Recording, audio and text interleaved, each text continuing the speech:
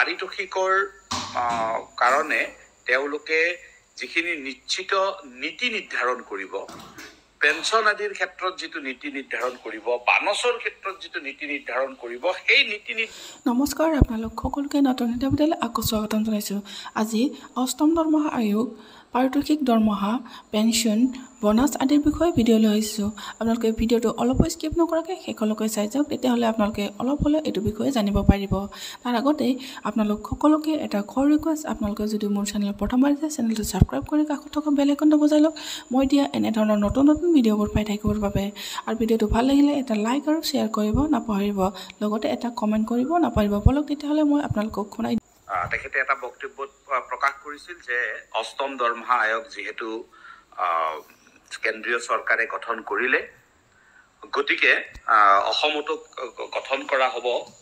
আৰু ইয়াৰ বাবে terms of reference সম্পৰ্কত যদি বিভিন্ন দল সংগঠনৰ কিবা পৰামৰ্শ থাকে তেখেতে দিয়াৰ কাৰণে এটা অনুৰোধ জনাইছিল। যদিও আজিৰ মুহূৰ্তলৈকে চৰকাৰী নটিফিকেশ্যন হোৱা নাই বিষয়টো লৈ, তথাপিও মুখ্যমন্ত্ৰী মহোদয়ৰ যিটো বক্তব্য, তেখেতৰ বক্তব্যৰ প্ৰতি আমি সন্মান জনাই আজি কিছুদিন পূৰ্বে আমাৰ ৰাজ্যিক সন্মিলনীৰ তৰফৰ পৰা টাৰ্মছ অফ ৰেফাৰেন্স সম্পৰ্কে আমি এখন চিঠি মাননীয় মুখ্য সচিব মহোদয়লৈকে প্ৰেৰণ কৰিছিলোঁ। চিঠিখন আমাৰ সতীৰ্থসকলে পঢ়া শুনা কৰাৰ পিছত ছ'চিয়েল মিডিয়ালৈকে আনিছিল আৰু ছ'চিয়েল মিডিয়ালৈকে অনাৰ পিছতেই বিভিন্নজনে বিভিন্ন ধৰণৰ কমেণ্ট প্ৰকাশ কৰিছিল। ইয়াৰ আগতেও যেতিয়া মুখ্যমন্ত্ৰী ডাঙৰীয়াই এই কথাখিনি ঘোষণা কৰিছিল, যেতিয়া সকলোৱে টিভি চেনেল যোগে এই কথাখিনি গম পাইছিল, তেতিয়া বিভিন্নজনে আমাৰ প্ৰাথমিক বিদ্যালয়ৰ বা অন্যান্য শ্ৰেণীৰ শিক্ষক শিক্ষয়িত্ৰীসকলৰ বা অন্যান্য কৰ্মচাৰীসকলৰ মাজত এটা উৎকণ্ঠাৰ সৃষ্টি হৈছিল যে আমাক কি লাগিব, আমাক হেডমাষ্টাৰ লাগিব, আমাক গ্ৰেড পে লাগিব, আমাক ইএল লাগিব আদি ইত্যাদি আমাৰ যিবোৰ ডিমাণ্ড, সেইবোৰ সম্পৰ্কে কথা বতৰা পতাৰ কাৰণে বা ডিমাণ্ডবোৰ দিয়াৰ কাৰণে ইতিমধ্যে ফাইনেন্স ডিপাৰ্টমেণ্টত খবৰ কৰি গম পোৱা মতে বহুতেই ব্যক্তিগতভাৱে তেনেকুৱা ধৰণৰ চিঠি পত্ৰ দিছেও। কিন্তু কথাটো হ'ল যে টাৰ্মছ অফ ৰেফাৰেন্স শব্দটোৰ টাৰ্মছ অফ ৰেফাৰেন্স যিটো, সেইটো কিন্তু এনেকুৱা বিষয় নহয় যে বিভিন্ন পৰ্যায়ৰ শিক্ষক কৰ্মচাৰীসকলৰ কি লাগে বা তেওঁলোকৰ ডিমাণ্ড কি হ'ব, সেই সম্পৰ্কে যিখন আমি প্ৰতিবেদন প্ৰত্যেকটো দল সংগঠন বা কেতিয়াবা ব্যক্তি বিশেষেও দিয়ে, এই আয়োগে গঠন কৰাৰ পিছত দৰমহা আয়োগে কৰা কুৱেশ্যনাৰীখনৰ পিছত তাৰ লগত এই প্ৰতিবেদনখন দিয়া হয়। এইটো এটা প্ৰচিডিউৰ। টাৰ্মছ অফ ৰেফাৰেন্সৰ গোটেই কথাটোৱে হ'ল এইটো যে দৰমহা আয়োগৰ যিটো পৰিসৰ, তেওঁলোকৰ যিটো পাৰিতোষিকৰ কাৰণে তেওঁলোকে যিখিনি নিশ্চিত নীতি নিৰ্ধাৰণ কৰিব, পেঞ্চন আদিৰ ক্ষেত্ৰত যিটো নীতি নিৰ্ধাৰণ কৰিব, বানচৰ ক্ষেত্ৰত যিটো নীতি নিৰ্ধাৰণ কৰিব, সেই নীতি নিৰ্ধাৰণৰ কাৰণে তেওঁলোকে ল'ব লগা যিখিনি মূল ভেটি, সেই সন্দৰ্ভত কেনেকুৱা হ'ব, কেনেকুৱা পৰামৰ্শ আমাৰ থাকিব, সেই বিষয়টোৰ সম্পৰ্কেহে পৰামৰ্শ বিচাৰিছিল বুলি আমি যিসকল পূৰ্বৰ অভিজ্ঞ ব্যক্তি বা পে কমিশ্যনৰ সৈতে আগতে যিসকলে কাম কৰিছে তেখেতসকলৰ লগত আমি পৰামৰ্শ কৰি আমি জানিব পাৰিছোঁ, বা ষষ্ঠ দৰমহা আয়োগ আৰু সপ্তম দৰমহা আয়োগৰ লগত আমি প্ৰত্যক্ষভাৱে সম্পৰ্ক হৈ থাকি আমি সেই কথাখিনি বুজিছিলোঁ। আৰু সেইবাবে আমি আমাৰ TOR-খনক ইতিমধ্যে আপোনালোকেও নিশ্চয় পাইছে, আমি তাত দুটামান বিশেষ কথা আমি উল্লেখ কৰিছোঁ। সেইকেইটাৰ ভিতৰত প্ৰথম কথাটো হ'ল যে আমি অসম চৰকাৰৰ যিখন দৰমহা আয়োগ হ'ব, সেইখনক আমি অনুৰোধ কৰিব বিচাৰিছোঁ মুখ্য সচিবৰ জৰিয়তে যে অসমৰ যি খাদ্য সামগ্ৰীৰ দাম ভাৰতবৰ্ষৰ অন্য ৰাজ্যৰ তুলনাত ইয়াত পৃথক। খাদ্য সামগ্ৰীৰ ক্ষেত্ৰত 10% পৰা 20% বেছি, বা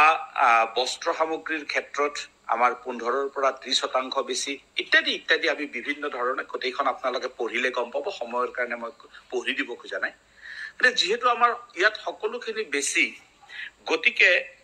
যেতিয়া ফিটমেন্ট টেবুলৰ প্ৰশ্নটো চিহ্নিত হ'ব তেতিয়া কেন্দ্ৰীয় চৰকাৰে 1.86 লৈছে বা 2.7 লৈছে বা কিবা লৈছে বুলিয়েই অসমতো সেইটো কৰিব এই কথাটোৰ আমি অলপ বিৰোধিতা কৰিছো আৰু এই কথাটোৰ ক্ষেত্ৰত আমি ইতিমধ্যে এটা পৰামৰ্শ প্ৰদান কৰিছো যে অসমৰ ক্ষেত্ৰত সেইটো কেন্দ্ৰীয় হাৰতকৈও অলপ বৃদ্ধি হ'ব লাগে যেটো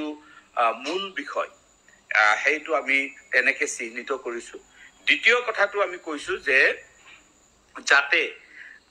পৰিয়াল নিৰ্ভৰশীল সদস্যৰ সংখ্যাটো 6 জনলৈ বৃদ্ধি কৰে অসম চৰকাৰৰ সপ্তম দৰমহা আয়োগ আমাৰ ৰাজ্য চৰকাৰৰ নীতি অনুসৰিয়ে সকলোৰে দুটি সন্তান আৰু পিতৃ মাতৃ আমি চাব লাগে গতিকে 6 জনীয়া পৰিয়ালটো ভৰণ পোষণৰ বাবে নিশ্চিতভাৱে ৰাজ্য চৰকাৰে দৰমহা নিৰ্ধাৰণ কৰাৰ কাৰণে আয়োগে পৰামৰ্শ প্ৰদান কৰাটো উচিত টিওআৰৰ পিছত মই প্ৰচিডিউৰটো আপলোড কৰাৰ পিছত দৰমহা আয়োগে এখন কুৱেশ্যনাৰী দিব সেই কুৱেশ্যনাৰীখনৰ আমি সকলোৱে উত্তৰ দিব লাগিব আৰু তাৰ লগত আমাৰ নিজস্ব যিবোৰ আমাৰ ডিমাণ্ড থাকিব সেই ডিমাণ্ডবোৰ আমি তাত সংলগ্ন কৰিব লাগিব যুক্তিসহ সেইখিনিৰ কাৰণে আমাৰ হাতত অকমান সময় আছে আৰু দ্বিতীয় প্ৰসংগটো হ'ল সকলোতকৈ বেছিকৈ উত্থাপিত হোৱা প্ৰসংগ এটা এটো হ'ল যে হেডমাষ্টাৰৰ পোষ্ট কি হ'ব 8700 কি হ'ব নিশ্চিতভাৱে আমি আমাৰ গ্ৰেড পে সম্পৰ্কীয় বিষয়টো আমি উপস্থাপন কৰিবলৈ যাওঁতে ষষ্ঠ দৰমহা আয়োগত পঞ্চম দৰমহা আয়োগত সপ্তম দৰমহা আয়োগত যেনেকৈ সন্মিলনীয়ে এই বিষয়টো উপস্থাপন কৰিছে একে ধৰণে ইয়াক উপস্থাপন কৰিব মই শিক্ষাবৰ্ষ সম্পৰ্কে যোৱাৰ আগতে অন্যান্য বুলি এটা শব্দ লিখিছিলো তাৰ ৰেফাৰেন্সত কৈছো মই আজি এগৰাকী শিক্ষক বন্ধুৰ লগত এই বিষয়ত কথা পাতিছিলো 8700 প্ৰসংগত তেওঁক মই সুধিছিলো যে মানে আমি কথা পাতোতে কথা প্ৰসংগতে মই সুধিছিলো মই নাম ক'ব খোজা নাই যে